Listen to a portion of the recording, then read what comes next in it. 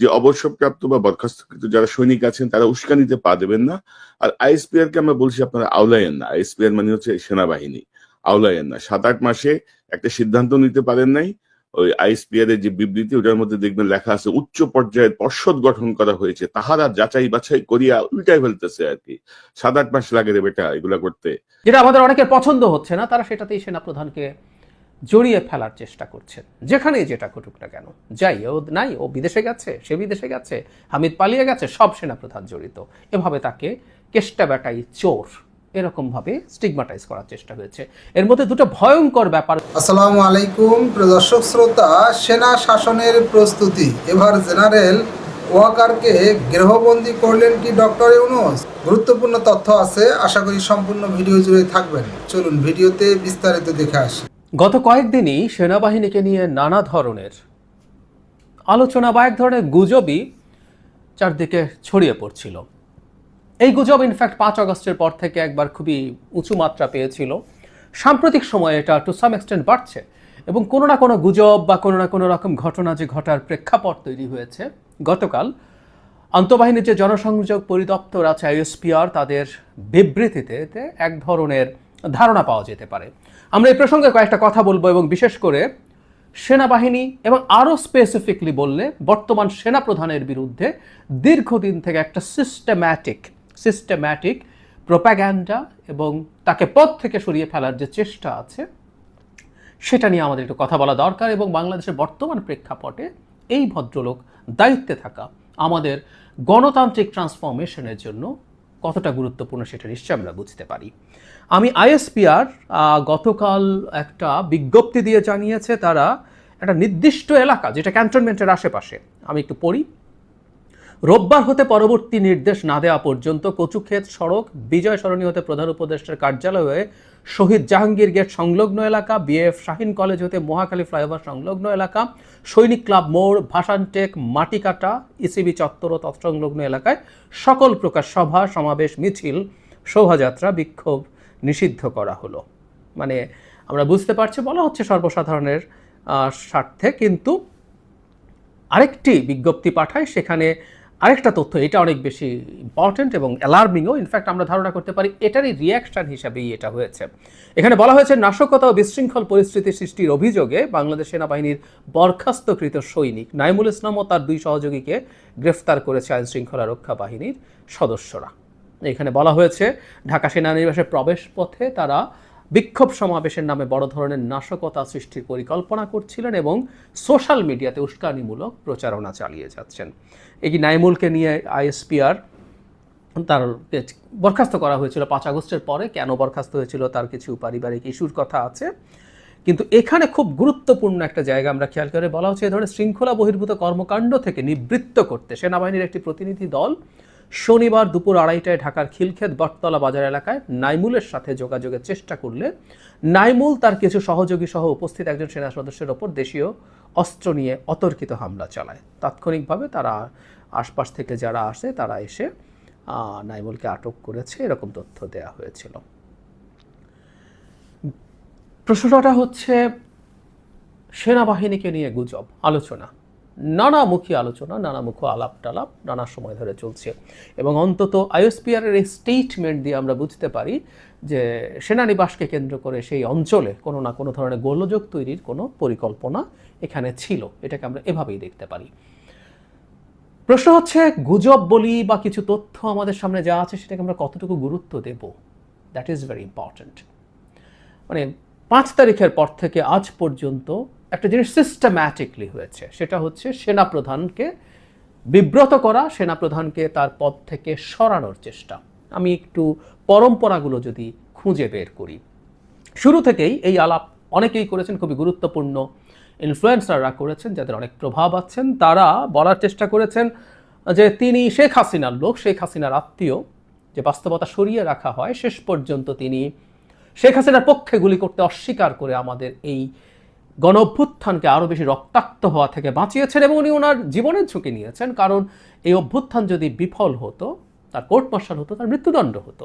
কিন্তু তাকে সেটার স্টিগমা দেওয়া হয়েছে। শুধু তাই না, তাদের হাতে 600 কতজন যেন বিভিন্ন পর্যায়ের লোকজন ছিল, তাদেরকে তারা জীবনের নিরাপত্তা দিয়েছিলেন, তারা এখন কোথায় আছে সেই প্রশ্ন তোলা হয়। এই প্রসঙ্গে আমি একটু বলে রাখি, সেনাবাহিনীর জায়গা থেকে আসলে এই ব্যাপারটা খানিকটা তাদের দিক থেকে ক্লিয়ার করা দরকার আছে।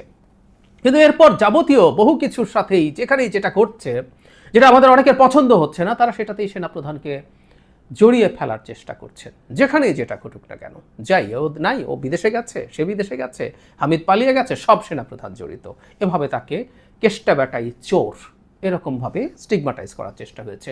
এর মধ্যে দুটো ভয়ঙ্কর ব্যাপার ঘটেছে, আমরা ওইসব নিয়ে তখন খুবই উত্তাল সময় গেছে কথা বলেছি।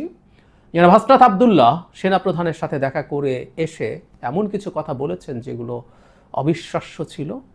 তাদের এই বক্তব্য নিয়ে তীব্র আলোচনা এবং সেটাকে ভিত্তি করে সেনাপ্রধানকে ভিলেইন বানানোর চেষ্টা করা হয়েছে, যেখানে রিফাইন্ড আওয়ামী লীগ ছাড়া নির্বাচন হতে পারবে না বলে নাকি তিনি বলেছেন। এর চাইতেও গর্হিত কাজ করেছেন আসিফ মাহমুদ সজীব ভুঁইয়া। তিনি সরকারের ক্যাবিনেটের একজন সদস্য হয়ে সেনাপ্রধান এবং প্রধান উপদেষ্টার মধ্যে বিভ্রান্তি, বিতর্ক, তাদের মধ্যকার সম্পর্ককে নষ্ট করার মতো বক্তব্য দিয়েছেন অত্যন্ত এক্সপ্লিসিট ভাষায়। আসিফ মাহমুদ সজীব ভুঁইয়া আসলে ক্ষমতায় থাকা, দায়িত্বে থাকার যোগ্যতা হারিয়েছিলেন সেদিনই, কিন্তু সরকার তাকে রেখে দিয়েছে। অনেক খেলা আছে, এজন্য আমরা বলছি খেলাগুলো থাকতেই পারে।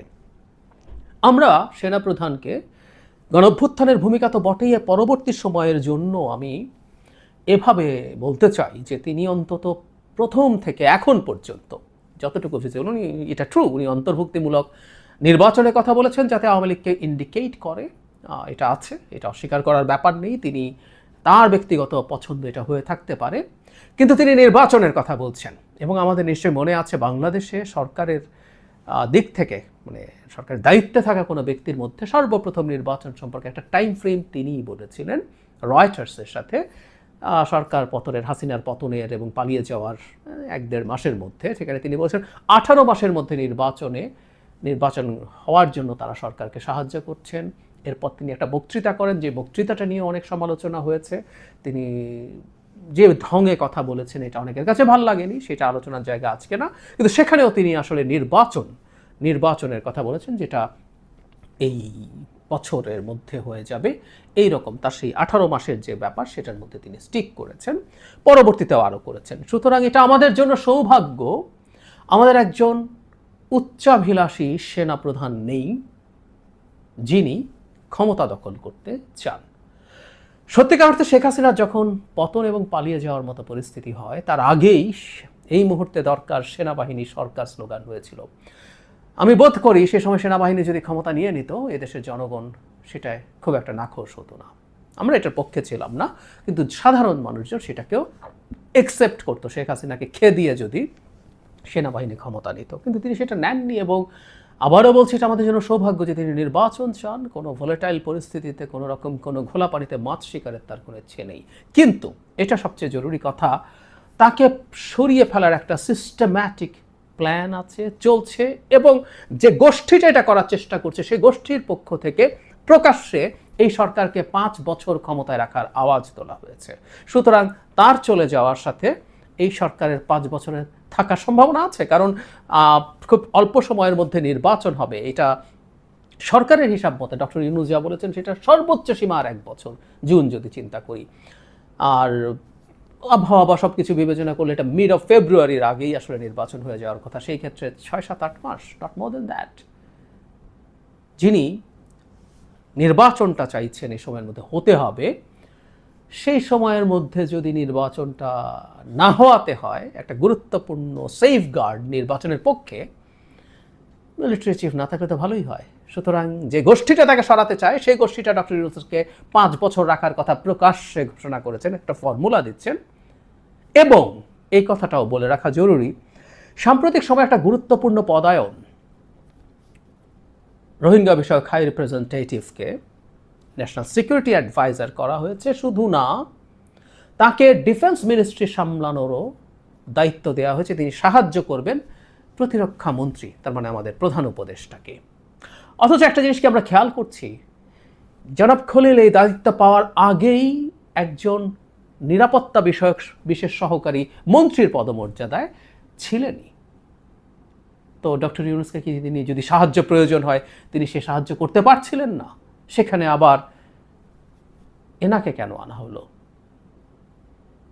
যে গোষ্ঠীটা সরকারকে 5 বছর রাখতে চায়, যে গোষ্ঠীটা জনাব ওয়াকারকে ক্ষমতা থেকে সরাতে চায়,